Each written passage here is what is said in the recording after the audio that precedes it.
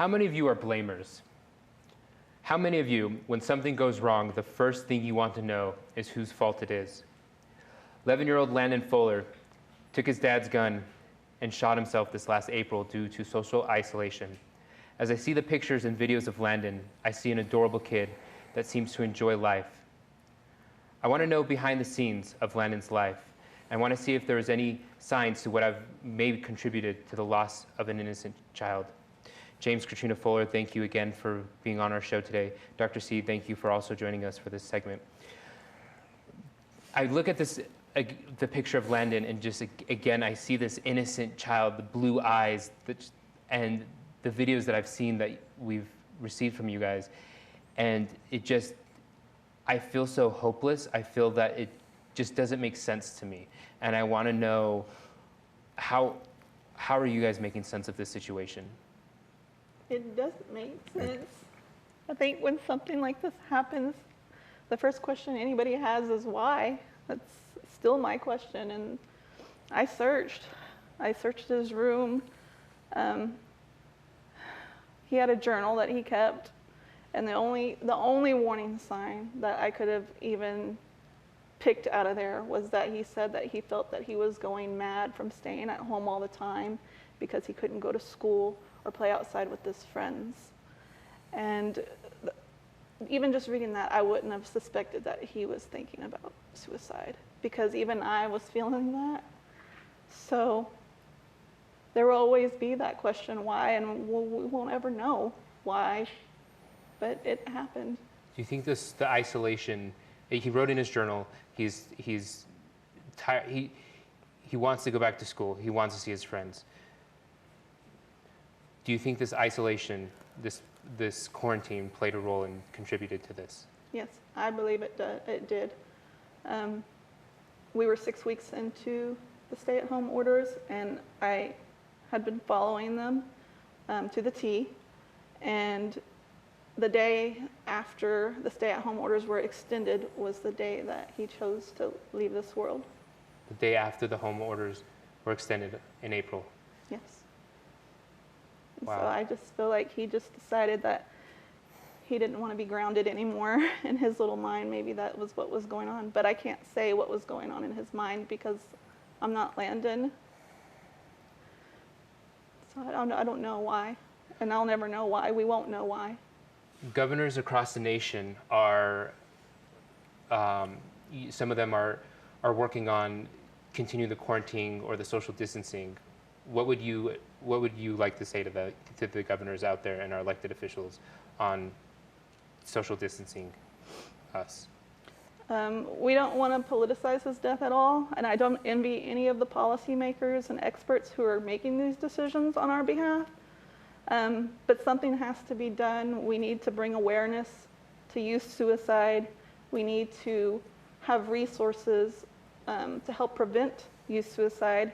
But not only that, we need resources as well, support services for the families who are survivors of youth suicide. It was very difficult for us to be able to get those grief support services.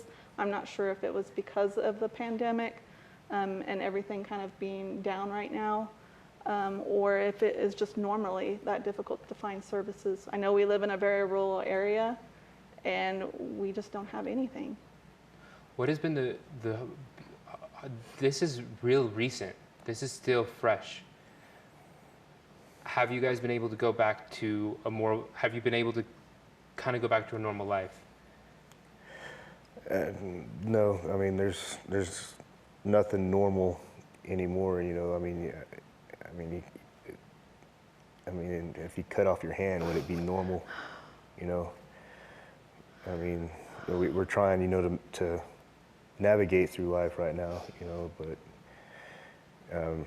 you know, we've found some groups of other individuals who have, you know, gone through a loss of a child and stuff like that helps, you know, talking with people and stuff. But I mean, the people need those connections. People need, and not so much just on social media, but the face-to-face interactions. I mean, there's so much more that you get from having those face-to-face interactions with people and I feel that, you know, especially our children need those face-to-face interactions to help cope. I mean, this in my lifetime, this has never been done, and we don't know what the extent of this is going to do. You know, I mean, there's so many negative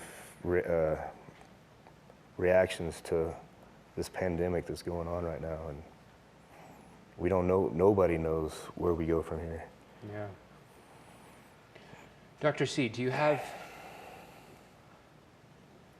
what would be the best advice you would give a parent in this situation? Well, number one, I want to just extend the gratitude and just thank you for being here and sharing this story. I know it was tough for both of you. Something was mentioned offline, and I wanted to say, you know, blaming yourself is not the answer, because I know you've gone through a tremendous amount of things in your head. You probably have learned, if you've gotten the help of a therapist or a healthcare provider, the 5 stages of grief and what that looks like. So, number one, don't blame yourself. Number two, what I tell my patients and clients is celebrate the life of Landon. What does that look like? And, you know, I give examples of planting a tree in your home in the backyard, something that you can nurture and water, and have it symbolically mean to you what Landon meant to you. Care for it. And that can be in anything. There's other things, techniques that I like to use, like writing a letter to Landon. So the writing the letter is writing it. You can write 2 letters, one that you would actually give to Landon. You can write one that you want to talk about suicide or death, and then you dispose of that letter. Okay, so you can either use biodegradable balloons or burn the letters, depending on how but you do have to dispose of the letter.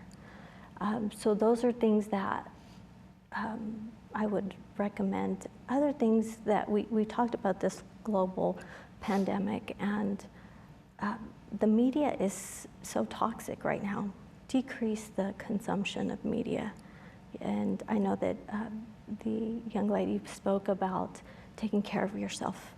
So a lot of self-care, eat healthy, sleep, rest, stay active, and really reevaluate your relationships, because I think you're probably already doing that, and realizing these are the people that I want to keep close to me, and some are the ones that I'm going to let go because they're not so positive.